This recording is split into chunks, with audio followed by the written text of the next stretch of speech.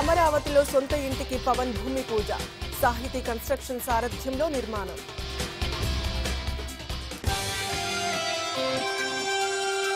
Nomination దాఖలు చేయనున్న రాజ్యసభ అభ్యర్థులు.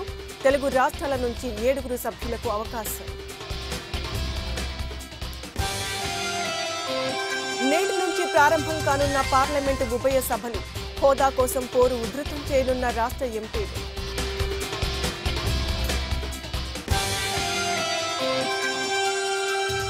ఇవాళ తిరిగి ప్రారంభం కానున్న అసెంబ్లీ సమావేశాలు. బడ్జెట్ కేటాయింపులపై చర్చించనున్న సభ్యులు.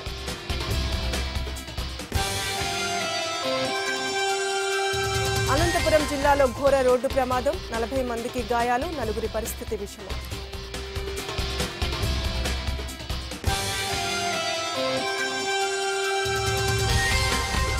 ట్రై సిరీస్లో లంకతో తలపడనున్న భారత్. ఒక్కో విజయంతో దూకుడు మీదున్న ఇరు జట్లు.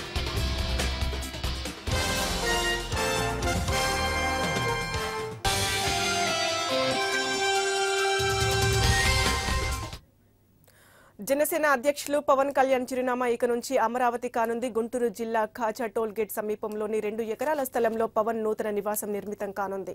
సాహితీ గ్రూప్ నుంచి పవన్ ఈ స్థలాన్ని తీసుకున్నట్లు తెలిసింది. ఈ గ్రూప్ ఆధ్వర్యంలోనే ఇంటి నిర్మాణం జరగనుంది. ఇవాళ ఉదయం భూమి పూజ జరగనుంది.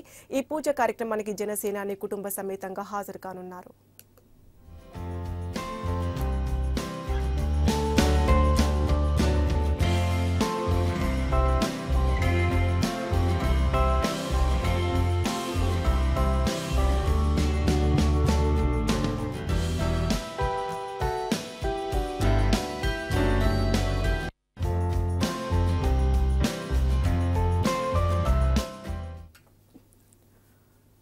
జనసేన పార్టీ ఆవిర్భవించి ఈ నెల 14కు 4 సంవత్సరాలు పూర్తవుతున్న సందర్భంగా ఆ పార్టీ ఆవిర్భావ సభను భారీ స్థాయిలో నిర్వహించేందుకు ఏర్పాట్లు చేస్తున్నారు. ఇప్పటికే ఓ వీడియోతో వినూత్న పద్ధతిలో సభకు ఆహ్వానం పలికిన పార్టీ అధినేత పవన్ సభకు వచ్చే కార్యకర్తల కోసం టీ-షర్ట్లను కూడా విడుదల చేశారు. దీంతో పాటు తెలుగులో గొప్ప గొప్ప వ్యక్తులను స్మరిస్తూ వారి కోసం మరో వీడియోను సైతం విడుదల చేశారు. గుంటూరు నాగార్జున యూనివర్సిటీ ఎదురు ప్రాంగణంలో జరిగే ఈ సభకు భారీ ఎత్తున కార్యకర్తలు హాజరు కానున్నారు. పార్టీ ఏర్పాటు చేసిన తర్వాత పెద్ద ఎత్తున సభ నిర్వహించడం ఇదే తొలిసారి కావడంతో పార్టీ శ్రేణులన్నీ సభను విజయవంతం చేసే పనిలో నిమగ్నమై ఉన్నాయి.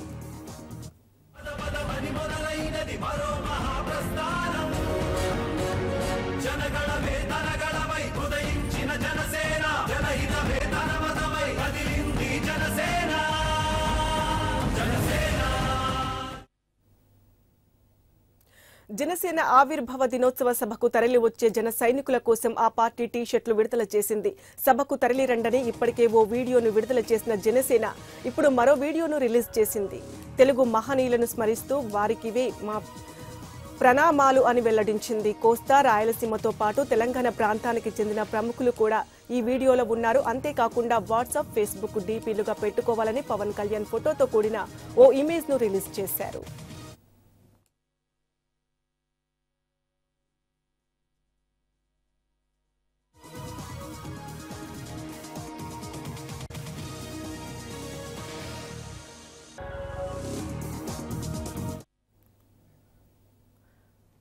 రాజ్యసభ నామినేషన్లు వేసేందుకు ఈ రోజే చివరి రోజు కావడంతో ఖరారైన రాజ్యసభ అభ్యర్థులు నామినేషన్ దాఖలు చేయనున్నారు. ఈ దఫా అటు తెలంగాణలో 3, ఇటు ఆంధ్రప్రదేశ్లో 4 సభ్యులు రాజ్యసభకు పోటీ పడుతున్నారు. రాష్ట్రంలో 3వ స్థానం కోసం టీడీపీ పోటీ చేయకుంటే అన్ని సీట్లు ఏకగ్రీవం కానున్నాయి. ఇప్పటికే టీడీపీ తన రాజ్యసభ సభ్యులుగా సీఎం రమేష్, కనకమేడల రవీంద్ర కుమార్ ను ఖరారు చేయగా వైసీపీ వేమిరెడ్డి నరేందర్ రెడ్డిని రాజ్యసభకు పంపనుంది.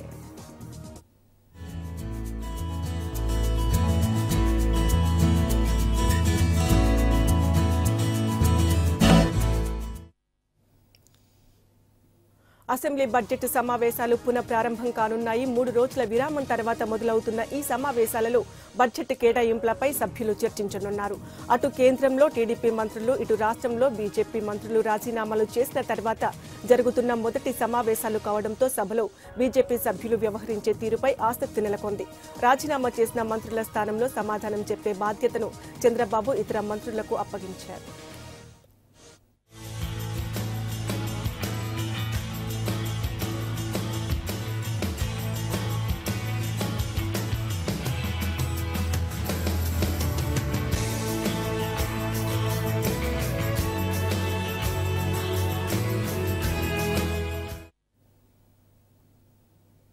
ప్రతిపక్ష నేత జగన్ చేపట్టిన ప్రజా సంకల్ప యాత్ర 110వ రోజుకు చేరుకుంది. ఈ రోజు జగన్ యాత్ర ప్రకాశం జిల్లా నుంచి గుంటూరు జిల్లాకు చేరుకోనుంది.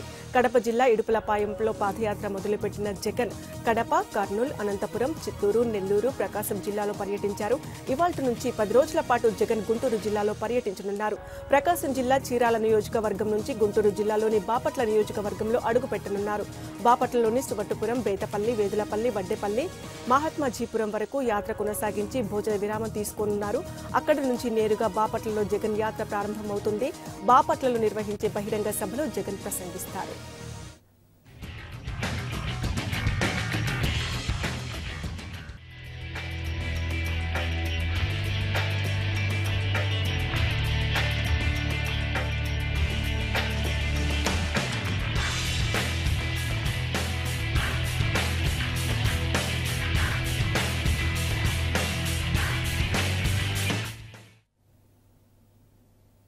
బడ్జెట్లో ప్రభుత్వం చూపిన లెక్కలపై పీఏసీ చైర్మన్ బుగ్గన రాజేంద్రనాథ్ రెడ్డి మండిపడ్డారు. టీడీపీ ప్రభుత్వం మాటలు వింటుంటే మ్యాటర్ వీక్, పబ్లిసిటీ పీక్ అన్నట్టు ఉందంటూ ఎద్దేవా చేశారు. చంద్రబాబుకు ఉన్నంత అనుభవం లేకున్నా అన్ని విషయాలపై అవగాహన ఉందన్న బుగ్గన ఆర్థిక పరిస్థితిలో కాగ్ నివేదిక, రాష్ట్ర ప్రభుత్వ లెక్కల్లో ఒక్కదానికి కూడా పొంతన లేదని తెలిపారు. 4 ఏళ్లుగా రెవెన్యూ లోటు చూపించి ఇప్పుడు అంకెల గారడి ద్వారా 5,000 కోట్ల ఆధిక్యత చూపిస్తున్నారని తెలిపారు. 2017-18 ఆదాయంలో 5,000 కోట్ల ఆధిక్యత ఉందని ఆర్థిక మంత్రి యనమల చెబుతున్నారని, కానీ కాగ్ లెక్కల ప్రకారం రెవెన్యూ రాబడిలో 23,000 కోట్లు తక్కువ ఆదాయం ఉందన్నారు. ఎన్నికల ఏడాది కావడంతో రాష్ట్రం అద్భుతంగా ఉందనే మాయ చేయడానికి దొంగ లెక్కలు చెబుతున్నారని ఆరోపించారు. ముఖ్యమంత్రి గారు నా అంత అనుభవము ఎవరికి లేదు, అసలు భారతదేశంలోనే నా అంత అనుభవజ్ఞుడు ఎవరు లేరని ఆయన చెప్పుకుంటూ, ఓ పక్క ఆర్థిక శాఖ మంత్రివర్యులు మీరేమో మ్యాక్సిమం నంబర్ ఆఫ్ అందరికంటే ఎక్కువ బడ్జెట్లు ప్రవేశపెట్టిన ఘనత నాకు మాత్రమే ఉందని మీరు చెప్పుకుంటూ, నిన్నగాక మొన్న బడ్జెట్ ప్రవేశపెట్టినారు, దాని గురించి మాట్లాడవచ్చు కదా, రాష్ట్ర ప్రగతి గురించి మాట్లాడవచ్చు కదా, రాష్ట్ర ప్రయోజనాల గురించి మాట్లాడవచ్చు కదా, ఇవేనా మీరు మాట్లాడాల్సినది? నిన్నగాక మొన్న వరకు మీరు బీజేపీతో పాటు సంకీర్ణ ప్రభుత్వం, వాళ్ళు ఇక్కడ మీరు అక్కడ. ఈ రోజుకి కూడా మీరు ఇంకా కూడా ఎన్డీఏలో భాగస్వాములు అయి ఉండి ఇవన్నీ మీరు మాట్లాడాల్సిన అర్హత, రైట్స్ మీ దగ్గర ఉన్నాయని చెప్పి ఈరోజు వైఎస్ఆర్ కాంగ్రెస్ పార్టీ మరి ప్రశ్నిస్తుంది. అటుపక్క చూస్తే రామకృష్ణుడు గారి స్పీచ్లో మరి స్వామి వివేక్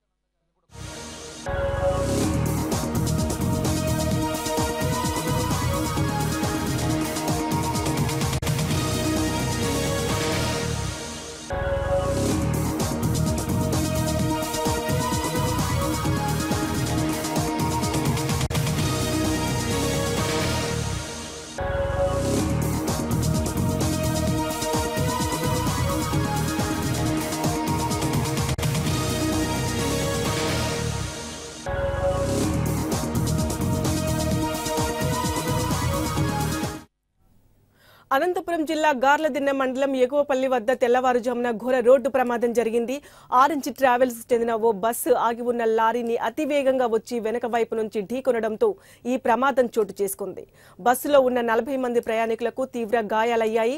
వీరిలో 4 పరిస్థితి విషమంగా ఉంది. క్షతగాత్రులను అనంతపురం ప్రభుత్వ ఆసుపత్రికి తరలించి చికిత్స అందిస్తున్నారు. స్థానికుల సమాచారంతో ఘటనా స్థలికి చేరుకున్న పోలీసులు బస్సులో ఇరుక్కుపోయిన వారిని బయటకు తీసి ఆసుపత్రికి తరలించారు. డ్రైవర్ నిద్రమత్తుకు తోడు అతివేగమే ఈ ప్రమాదానికి కారణమని పోలీసులు తెలిపారు.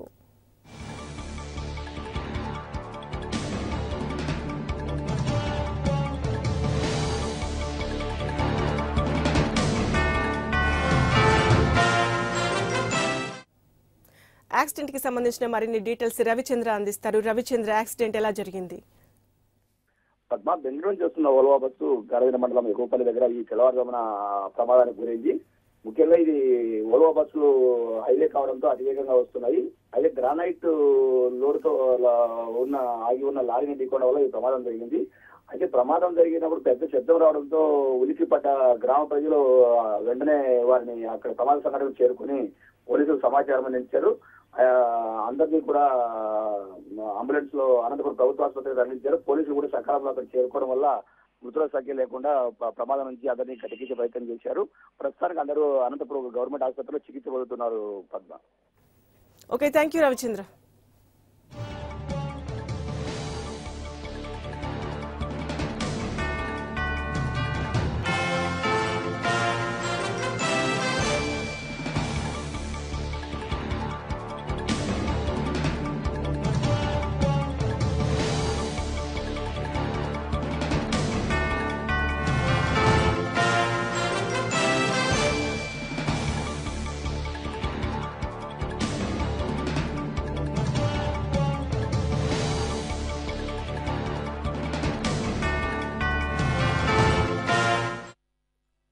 ప్రభుత్వ చీఫ్ విప్ పయ్యావుల కేశవ ఆధ్వర్యంలో అనంతపురం జిల్లా ఉరవకొండ నియోజకవర్గంలో డ్రైవింగ్ లైసెన్స్ల మేళ నిర్వహించారు. ఈ మేళాలో ఒకేసారి 6,000 మందికి లెర్నింగ్ లైసెన్స్లు ఇచ్చారు. వీరందరికీ నెల రోజుల శిక్షణ అనంతరం పూర్తి స్థాయి లైసెన్స్ ను అందిస్తామని పయ్యావుల కేశవ్ తెలిపారు.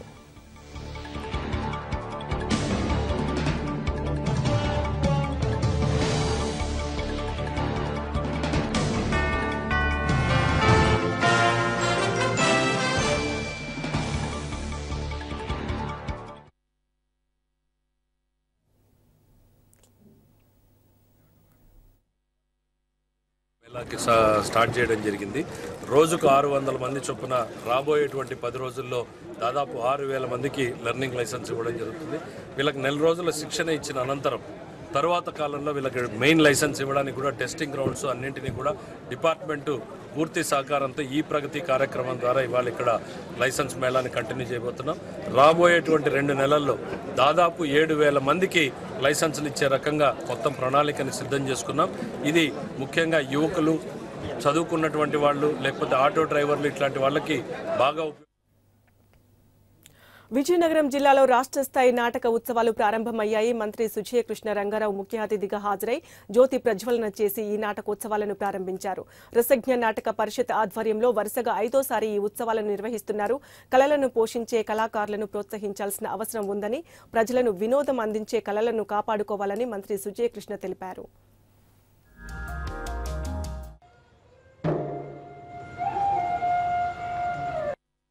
ప్రభుత్వం భాగస్వామ్యంతో అదేవిధంగా మరి ఇతర సంస్థలు కూడా ముందుకొచ్చి ఈ 3 రోజుల పాటు ఈ ఉత్సవాలు జరపడం అనేది చాలా సంతోషదాయకం. ఎందుకంటే కళని పోషించడం అనేది ఎంతైనా అవసరం ఉంది. మరి ఒక మంచి ఎంటర్టైన్మెంట్ మార్గంతో పాటు ఒక మంచి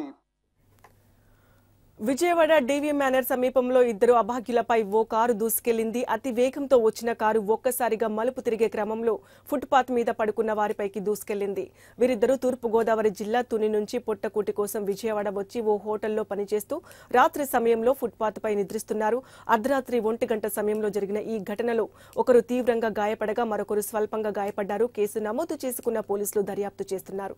గాయపడ్డ 2 వ్యక్తులను అంబులెన్స్లో విజయవాడ ప్రభుత్వ ఆసుపత్రికి తరలించారు.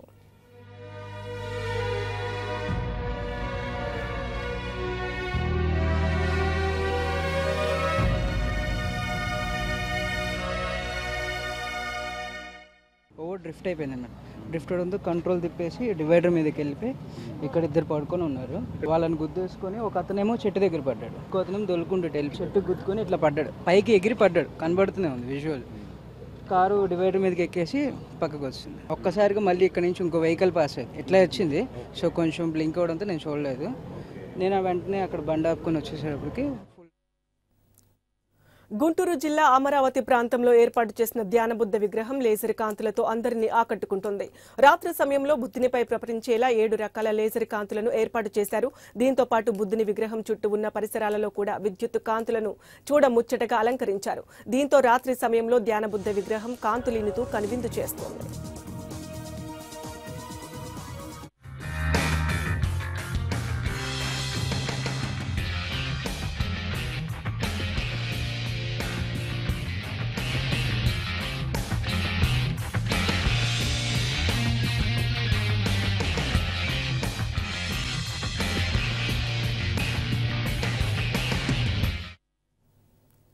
తిరుమల శ్రీవారు మరింత కాంతివంతంగా భక్తులకు దర్శనమిస్తున్నాడు. భక్తుల సూచనల మేరకు గర్భగుడిలో నేతి దీపాల కాంతిని టీటీడీ పెంచింది. దీనికోసం ప్రత్యేకంగా 2 ఏకాంగులను నియమించి దీపకాంతి తగ్గకుండా పర్యవేక్షణ చేయిస్తోంది.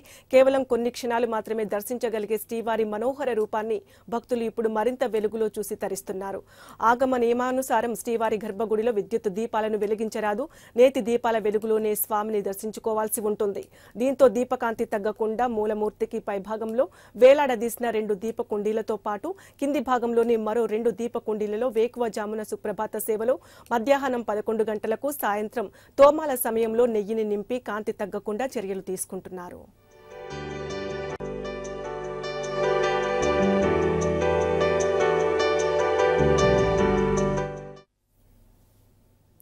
తెలుగు డైరెక్టర్ అసోసియేషన్ 2018 ఎన్నికలలో డైరెక్టర్ శంకర్ ప్యానెల్ గెలుపొందింది.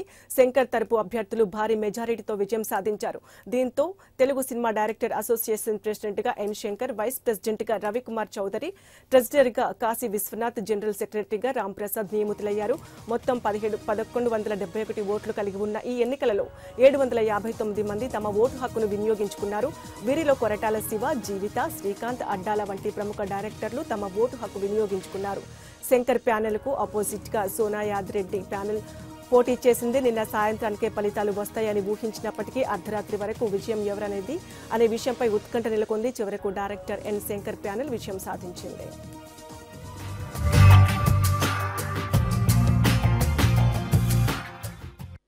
అందరికీ నమస్కారం. 2018 తెలుగు దర్శకుల సంఘం ఎన్నికలు ప్రశాంతంగా జరిగినాయి. ఏ గొడవలు లేకుండా ఒక అన్నదమ్ముల్లాగా అందరూ సహృదయంతో సహకరించారు. సాయంత్రం రిజల్ట్స్ వస్తాయి. ఏదన్నా ఉంటే ఈ సాయంత్రం వరకే, రేపటి నుంచి మళ్ళీ అందరూ మామూలే. సాయంత్రానికి రిజల్ట్స్ వచ్చిన తర్వాత మీ అందరికీ తెలుస్తుంది. గెలిచిన వాళ్ళకి మీరు అభినందనలు చెప్పొచ్చు. Thank you. ఏపీ ఛానల్ చూస్తున్న ప్రేక్షక దేవులకు నా హృదయపూర్వక నమస్కారాలు. ఈరోజు డైరెక్షన్ డిపార్ట్మెంట్లో ఎలక్షన్ జరుగుతున్నాయి. మాకే ఇది ఎలక్షన్ కానీ ఇది పోటీతత్వంగానే ఉన్న ఒక ఫ్రెండ్లీగా అన్నదమ్ముల మధ్యన సరదా కోసం చేస్తున్న ఎలక్షన్స్ ఇవి. సమస్యలను పరిష్కరించుకుంటూ పోవడానికి, డైరెక్షన్ డిపార్ట్మెంట్ మంచి చేయడానికి వెలిసింది అసోసియేషన్. కాబట్టి డైరెక్షన్ డిపార్ట్మెంట్ వాళ్ళకి అందరికీ మంచి జరిగే విధంగా శంకర్ గారు రేపొద్దున వినయ్. ఢిల్లీ తెలుగు అకాడమీ ఆధ్వర్యంలో ఉగాది పురస్కారాలను ఉపరాష్ట్రపతి వెంకయ్యనాయుడు ప్రదానం చేశారు. సినీ నటులు జగపతి బాబు, రమ్యకృష్ణ పురస్కారాలను అందుకున్నారు. తెలుగు వారి పండుగైన ఉగాదిని వారం ముందుగానే జరుపుకోవడం ఆనందంగా ఉందని వెంకయ్య అన్నారు. మన దేశం ప్రపంచానికి ఆధ్యాత్మిక హబ్ అని ఆయన అన్నారు. భారతీయ సంస్కృతిలో కుటుంబ వ్యవస్థ చాలా గొప్పదన్నారు. సామూహికంగా సంబరాలు చేసుకోవడం తెలుగు సంస్కృతిలో భాగమన్నారు. తెలుగు వాళ్ళు ప్రపంచవ్యాప్తంగా ఉన్నత స్థానాల్లో ఉన్నారని వెంకయ్యనాయుడు చెప్పారు.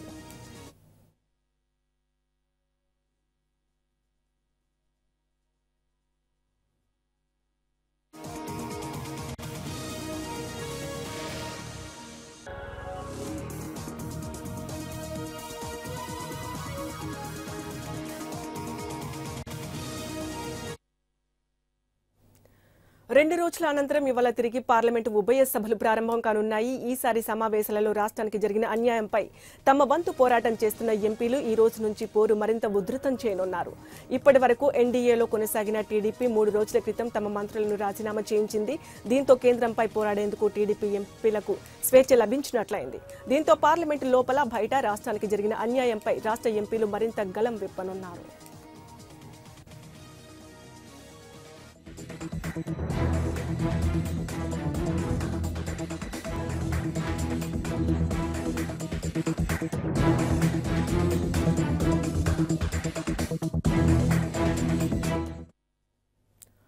విలక్షణ నటుడు ప్రకాష్ రాజ్కు కాంగ్రెస్ పార్టీ తరపున రాజ్యసభ టికెట్ ఇవ్వాలని సాహితీవేత్తలు కర్ణాటక ముఖ్యమంత్రి సిద్ధరామయ్యకు విజ్ఞప్తి చేశారు.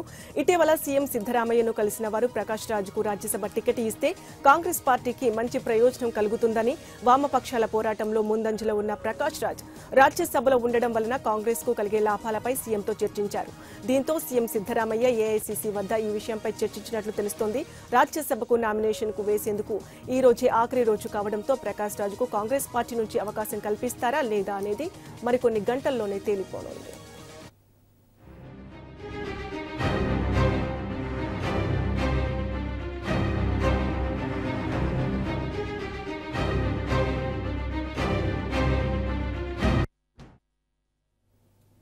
తమిళనాడులోని తేని జిల్లా బోడి సమీపంలో కురెంగని అడవుల్లో ఆదివారం మంటలు చెలరేగాయి.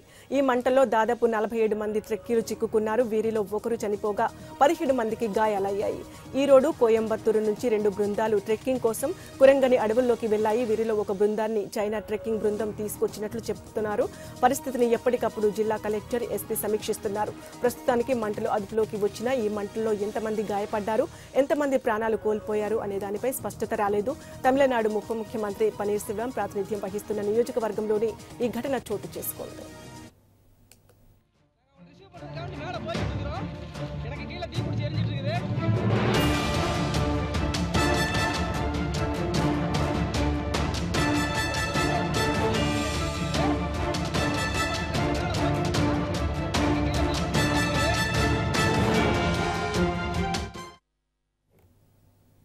మహారాష్ట్ర రైతులు కదం తొక్కుతున్నారు. ప్రభుత్వంపై పోరాటానికి సై అంటున్నారు.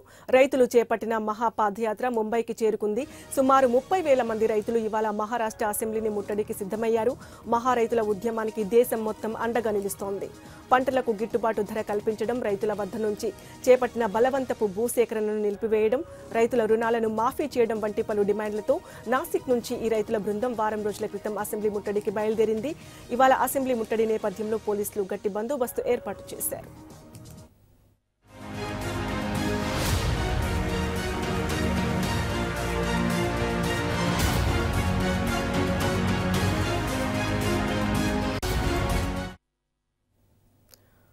దక్షిణాది సూపర్ స్టార్ రజనీకాంత్ రాజకీయ అరంగేటాన్ని ప్రకటించిన పార్టీ పేరు గాని విధి విధానాలు గాని ఖరారు చేయలేదు. పూర్తి స్థాయిలో రాజకీయాల్లోకి ఎంట్రీ ఇచ్చే ముందు హిమాలయాల పర్యటనకు వెళ్లిన రజనీకాంత్ ముందుగా హిమాచల్ ప్రదేశ్, జమ్మూ కాశ్మీర్లోని పలు ప్రముఖ ఆలయాలను దర్శించుకున్నారు. శివఖోరి, రియాసీలో కొందరు మీడియా ప్రతినిధులు అడిగిన ప్రశ్నలకు ఆసక్తికర సమాధానాలు చెప్పారు. నేను ఆధ్యాత్మిక వ్యక్తినని, ఎప్పుడైతే రాజకీయాల్లోకి ప్రవేశిస్తానో ఆ రోజే మీ ప్రశ్నలకు సమాధానాలు చెబుతాను. అప్పటి వరకు నేను ఏ రాజకీయ ప్రశ్నలు, పరిస్థితులపై స్పందించాలని భావించడం లేదని చెప్పారు. రజనీ హిమాలయాల నుంచి తిరిగొచ్చాక రాజకీయ పార్టీ పేరు, సిద్ధాంతాలు ప్రకటిస్తారని తమిళ ప్రజలు ఎంతో ఆసక్తిగా ఎదురు చూస్తున్నారు.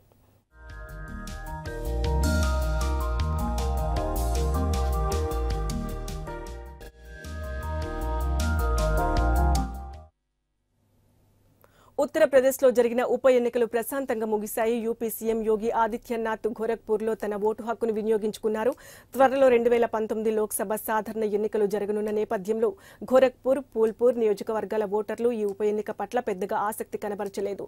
ఈ క్రమంలో గోరఖ్పూర్లో 43%, పూల్పూర్లో కేవలం 37.39% ఓటింగ్ నమోదైనట్లు తెలిసింది. గోరఖ్పూర్ నుంచే యోగి ఆదిత్యనాథ్ 5 సార్లు ఎంపీగా గెలిచారు. 2014 లోక్సభ సాధారణ ఎన్నికల్లోనూ యోగి తన ప్రత్యర్థిపై 3 లక్షలకు పైగా భారీ మెజార్టీతో గెలిచారు. అనంతరం ఉత్తరప్రదేశ్లో జరిగిన అసెంబ్లీ ఎన్నికల్లో భాజపా తిరుగులేని మెజార్టీతో అధికారం దక్కించుకుంది. దీంతో యోగి ఆదిత్యనాథ్ కు సీఎంగా, పూల్పూర్ ఎంపీగా ఉన్న కేశవ్ చంద్ర మౌర్య ఉప ముఖ్యమంత్రిగా బాధ్యతలు చేపట్టారు. దీంతో ఖాళీ అయిన ఈ 2 ఎంపీ స్థానాలకు నిన్న ఉప ఎన్నిక జరిగింది.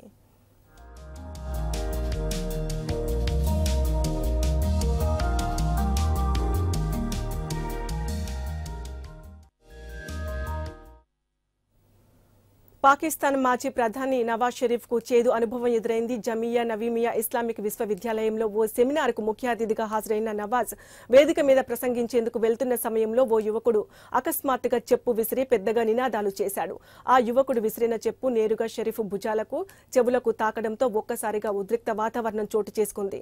దీంతో వెంటనే అప్రమత్తమైన అక్కడి భద్రతాధికారులు ఆ యువకుడిని అదుపులోకి తీసుకుని పోలీసులకు అప్పజెప్పారు.